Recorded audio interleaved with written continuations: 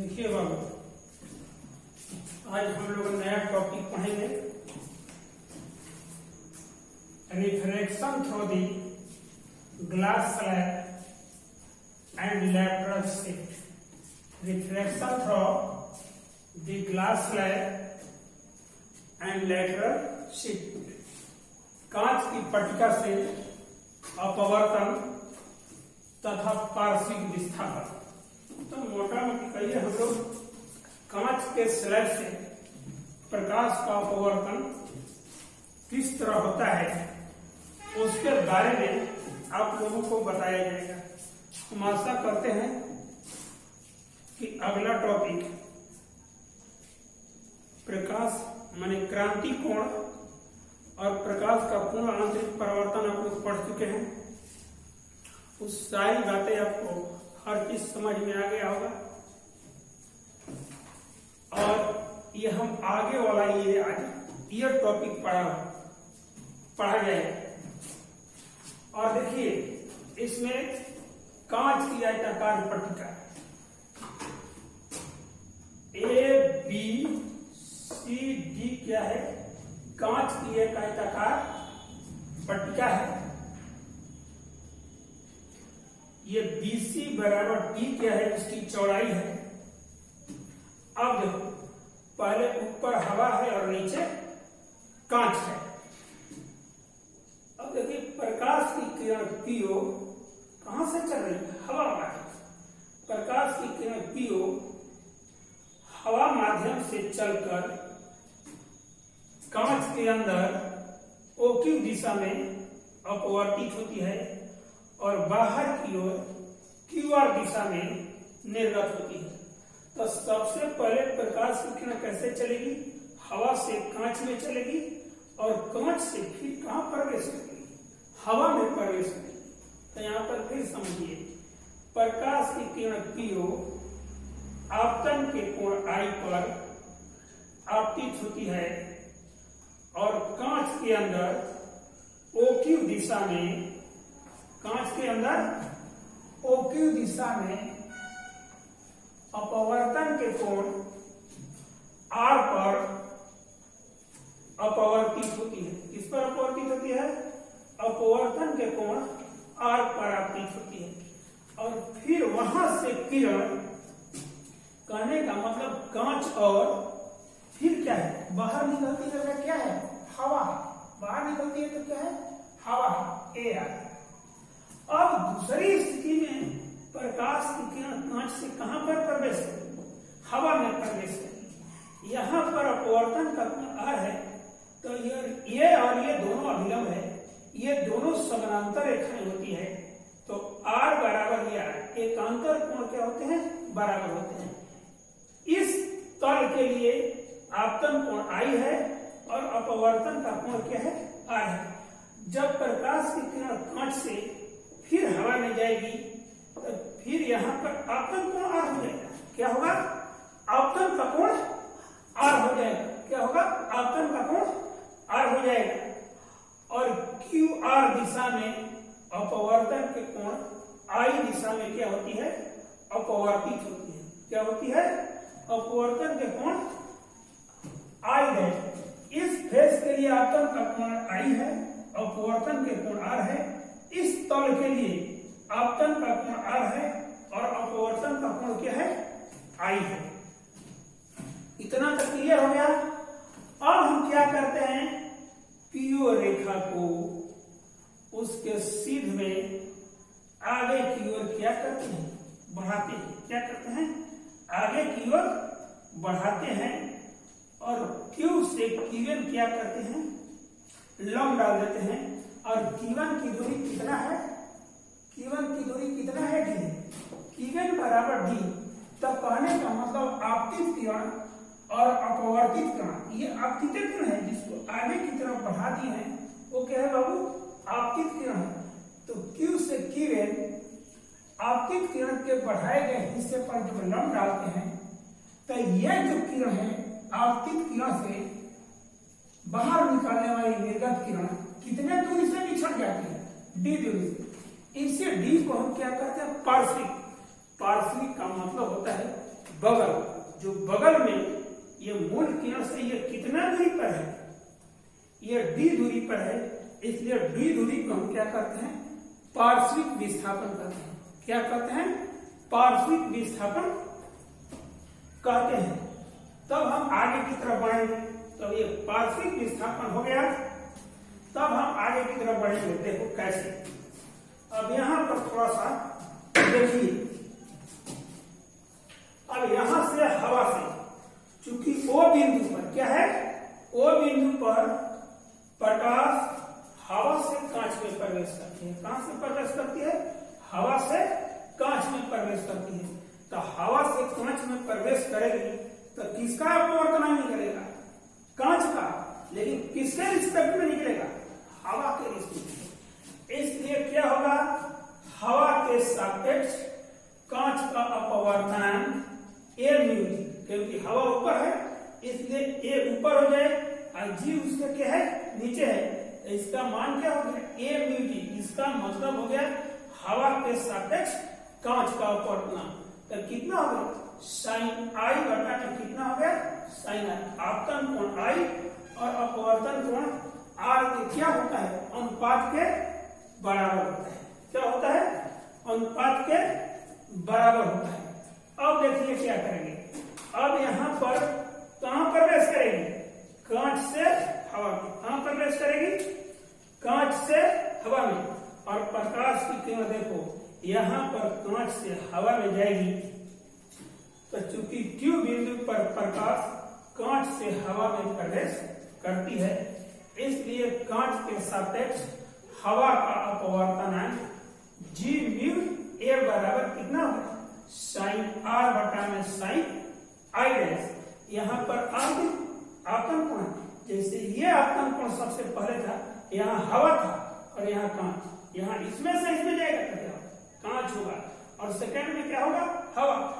तो हवा के सापेक्ष कांच किसके सापेक्ष होगा, कांच के सापेक्ष हवा का अपवर्तनांक जी ऊपर चला जाएगा, जी म्यू ए बराबर साइन आर बटा में कितना होगा, साइन आर बराबर क्या है, आपतन कोण तथा आई डैश अपवर्तन। देखो यहाँ पर उल्टा है, यहाँ आई आपतन कोण है, तो यहाँ इस फेस के लिए क्या हो गया, आर आपतन कोण। यहाँ आर क्या है, अपवर्तन कोण, तो यहाँ आर क्या हो जाएगा, आपतन कोण, और आई डैश क्या हो जाएगा, अपवर्तन का कोण। साइन आई म्यू जी ए बराबर कितना होगा, साइन आर बटा में साइन आई डैश। देखिए वहां तक तो पढ़ हो चुका है कि जी म्यू ए बराबर साइन आई बटा में साइन आई डैश, ये क्या है, समीकरण 2। अब देखो, चूंकि जी म्यू ए कहने का मतलब कि कांच के सापेक्ष हवा का अपवर्तनांक हवा के सापेक्ष कांच के अपवर्तनांक के उल्टा अर्थात व्यतिकरण के बराबर होता है। ये पीछे प्रकाश के उत्कर्णिता के बेटा सिद्धांत में पढ़ाया गया है, इस बात को थोड़ा देखिएगा। कांच के सापेक्ष हवा का अपवर्तनांक बराबर 1 बटा में कितना होता है, ए म्यू जी। कहने का मतलब कि कांच के सापेक्ष हवा का अपवर्तनांक हवा के सापेक्ष कांच के अपवर्तनांक के व्यतिकरण मतलब उल्टा के बराबर होता है। अब वहां पर देखो, यहाँ पर यह समीकरण जो है जी म्यू ए की जगह पर कितना रखते हैं, इसलिए ए म्यू जी बराबर कितना हो जाएगा, साइन आर बटा में साइन आई डैश। इसलिए इसको ऊपर करेंगे तो ये भी ऊपर, इसको उल्टा करेंगे तो कितना होगा, ए म्यू जी बराबर साइन आई डैश बटा में साइन आर। ये कितना होगा, समीकरण 3 हो जाएगा। समीकरण 1 और 3 को देखो, सभी का लेफ्ट हैंड साइड दोनों का क्या है, बराबर है, इसलिए इसका राइट हैंड साइड क्या होगा, आपस में क्या हो जाएगा, बराबर हो जाएगा। जब ये बराबर हो जाएगा तो साइन आई बटा में साइन आर बराबर साइन आई डैश बटा में साइन आर। और ये साइन आर और साइन आर नीचे क्या होगा, आपस में कट जाएगा तो क्या बचेगा, साइन आई बराबर साइन आई डैश। साइन को कंपेरिजन करके हटा दिया जाता है तो तो आई बराबर कितना होता है, आई डैश के बराबर होता है। अब देखिए ध्यान से, समकोण त्रिभुज ओ एन क्यू में देखो, समकोण त्रिभुज ओ एन क्यू में ओ एन, तो साइन थीटा बराबर क्या होता है, जनरल सूत्र, लंब बटा में क्या होता है, कर्ण। तो थीटा की जगह पर कितना है, आई माइनस आर है, थीटा की जगह कितना है, आई माइनस आर है, इसलिए साइन आई माइनस आर बराबर कितना हो गया सूत्र ओरिजिनल, लंब बटा में कितना हो जाएगा, कर्ण। यहां पर इस कोण के लिए sine i minus sine r कोण के सामने का क्या होता है, किरण क्या हो जाएगा, लंब हो जाएगा, और ये 90 डिग्री के सामने का कोण ओ क्यू बराबर क्या हो जाएगा, कर्ण। इसलिए किरण बराबर कितना हो जाएगा, ओ क्यू। और चूंकि किरण किसके बराबर है, डी के बराबर है, इसलिए कितना हो जाएगा, sine i minus r is equal to d बटा में कितना हो जाएगा, ओ क्यू हो जाएगा। तो तिरछा दिख से गुणा करेंगे तो डी बराबर कितना होगा, O Q into sine i minus r, ये कितना हो गया, समीकरण 5 हो गया। अब ये समकोण त्रिभुज से बोले, अभी समकोण त्रिभुज भाई, समकोण त्रिभुज ओ एन1 डैश क्यू कितना, ओ एन1 डैश क्यू, अगर इस कोण को हम लेते हैं, क्या लेते हैं, हमको किसका मान निकालना है, ओ क्यू का मान निकालना है, क्या निकालना है, कर्ण का मान। तो इसके सामने का लंब ये हो जाएगा और आधार ये होगा। तो कॉस थीटा बराबर हम लोग पढ़े हैं क्या होता है, आधार बटा में थीटा की जगह पर आर है, कॉस आर बराबर कितना हो जाएगा, आधार बटा में कर्ण। यहाँ आधार कितना है, आधार ओ एन1 डैश है, अब कोण कितना है, ओ क्यू है, कॉस आर बराबर टी बटा में, टी देखो कैसे है, ये बीसी है ना, ये बीसी और ये तीनों रेखाएं क्या है, समानांतर है, और समानांतर रेखाएं समानांतर और बराबर दोनों होती है, ये बराबर इसके है, ये बराबर इसके है, और ये बराबर, तो बीसी बराबर ओ एन1 डैश बराबर कितना हो जाएगा, टी के बराबर हो जाएगा। तो टी बटा में कितना हो जाएगा, ओ क्यू हो जाएगा। अब इसमें हम ओ क्यू को यहाँ भेजेंगे तो कॉस आर कितना हो जाएगा, नीचे, तो ओ क्यू बराबर कितना हो गया, टी बटा में कितना हो गया, कॉस आर। अब समीकरण 6 का मान कहाँ रखेंगे, समीकरण 5 में रखेंगे, समीकरण 6 का मान कहाँ रखेंगे, समीकरण 5 में रखेंगे। तो समीकरण 5 में रखेंगे तो कितना हो जाएगा, ओ क्यू बराबर टी बटा में कितना हो जाएगा, कॉस आर हो जाएगा। अब समीकरण 6 का मान कहाँ रख दीजिए, 5 में, 6 का मान 5 में रख दे तो टी बराबर कितना हो जाएगा, डी बराबर कितना हो जाएगा, डी बराबर हो जाएगा इसकी जगह टी बटा में कॉस आर और साइन आई माइनस आर। इसके बाद हम इसमें तुम्हारा असली चीज यही है, लेकिन हम इसको थोड़ा सा आगे की तरह करेंगे, एक्स्ट्रा चीज का मतलब होता है तुमको वहां से हाई लेवल का न्यूमेरिकल क्या होगा, जब भी देगा तो तुम उठा सकते हो। अगर आगे तुम लोगों को प्रिपरेशन का तैयारी अगर करना होगा तो वहां पर हम क्या करेंगे, कुछ हाई लेवल के यहाँ पर थ्योरी एक्स्ट्रा में हम दे देते हैं। अब देखिए एक्स्ट्रा में क्या है, अब किस समीकरण का उपयोग करना है, समीकरण 7 का। देखिए यदि आई माइनस आर तथा आर का मान अल्प होंगे, बहुत ही अल्प होंगे, तो साइन आई माइनस आर लगभग बराबर कितना होता है, आई माइनस आर, तथा कॉस आर लगभग बराबर कितना होता है, 1। इसके लिए आपके बाबू जो 11 क्लास में सर्कुलर मोशन मतलब वृत्तीय गति वाला पाठ को देखो, इसमें बहुत से थ्योरी आया है, और तुम लोगों को हो सके तो अपना लिमिट का जो कैलकुलस का 11 में पढ़ा होगा कैलकुलस का, उसमें देखना पहला सूत्र है limit theta tends to 0 sine theta बटा में थीटा बराबर 1 और दूसरा सूत्र होता है limit theta tends to 0 cos theta बराबर 1 और तीसरा सूत्र होता है limit theta tends to 0 tan theta बटा में थीटा इक्वल टू 1। इतना तीनों सूत्र को देखो और तुम्हारा सर्कुलर मोशन वाला चैप्टर में इसको हम बढ़िया से खुलासा किए हैं। फिर भी यहाँ पर थोड़ा सा तुम लोग को हिंट दे रहे हैं।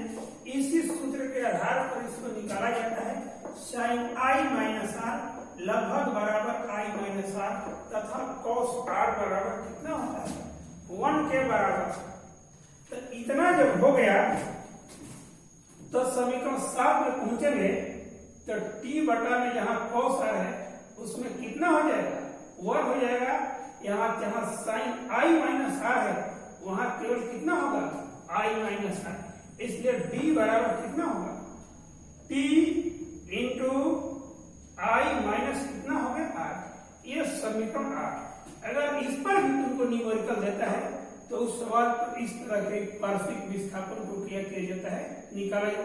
अगर टी का मान आई का मान और आर का मान दिया रहेगा तो पर भी इस हालात में इस सूत्र का प्रयोग करके पार्श्विक विस्थापन डी का मान निकाल सकते। एक तरीका और स्नेल के नियम से हम जानते हैं न्यू बराबर साइन आई बटा में साइन कितना होता है आर। यदि आई तथा आर का मान अल्प होंगे तो साइन आई किसके बराबर होता है लगभग आई के बराबर होता है तथा साइन आर किसके बराबर हो जाएगा आर। इसलिए v इक्वल टू कितना आ जाएगा v की जगह पर v और साइन आई की जगह पर आई और साइन आर की जगह पर कितना हो जाएगा सिर्फ आर। इसलिए आर को यहाँ करेंगे तो म्यू से क्या होगा आर का मान कितना हो जाएगा आई बटा में कितना हो जाएगा और आर का मान कहाँ हम रख देते समीकरण 8 में। तो डी की जगह पर डी हो जाएगा टी की जगह पर टी आई की जगह पर आई और आर की जगह पर कितना होगा आई बटा में डी। देखो आई कॉमन निकालेंगे तो d equal to t into i 1 minus 1 बटा में कितना होगा जितना बेटा 3 पढ़ाया जाता है इसमें थोड़ा ये बात जो है उतना सिलेबस से होल्ड नहीं करता है। फिर भी एक्स्ट्रा नॉलेज के लिए तुम लोगों को ये थ्योरी का थोड़ा विस्तृत अध्ययन बताया गया है इसलिए कि आगे चलकर आपको लाइट पार्ट पर क्या होगा कॉन्फिडेंस बना रहेगा और कॉन्फिडेंस जब बन जाता है तो आप आसानी से। लेकिन आपको क्या करना है घर पर बैठकर ईमानदारी के साथ क्या करना है पढ़ाई करना है। जब तक पढ़ाई नहीं कीजिएगा उसका कोई विकल्प नहीं है। वर्तमान परिस्थिति आप देख रहे हैं और वर्तमान परिस्थितियों को देखते हुए जो देश की समस्या है उसमें ढालना जरूरी है आपको। और जहां पर है सुरक्षित रहें घर से बाहर न निकलें लेकिन आप पढ़ाई तो जारी कर सकते हैं। आप में इसमें कोई टेंशन नहीं। पढ़ाई कीजिए खाना खाइए घर पर रहिए और पढ़ने में अपना व्यस्त है। जितना जो बाहर आने में समय किल करते थे उसको रोक कर अब ज्यादा से ज्यादा लगता है पढ़ाई करेंगे ना तो आप आगे की तरफ बहुत ही से करेंगे। और जो भी आपको दिक्कत होता है जो भी परेशानी होता है उसको कमेंट्स में लिखने में कोई दिक्कत मत करें। आपका क्विक तुरंत इस थ्योरी का जवाब आपको क्या किया गया दिया जाएगा। इसके लिए हम हमेशा करते हैं बशर्ते आप पढ़ेंगे तब ये सारी समस्याएं जो है बिना पढ़े कोई समस्या का समाधान किसी के पास हम तो क्या कर सकते हैं। लेकिन आप लोगों को वीडियो जब भी अच्छा लगता है पढ़ाई अच्छा लगता है उसको लाइक कीजिए और तब अपने कमेंट्स बॉक्स में उसको लिखिए।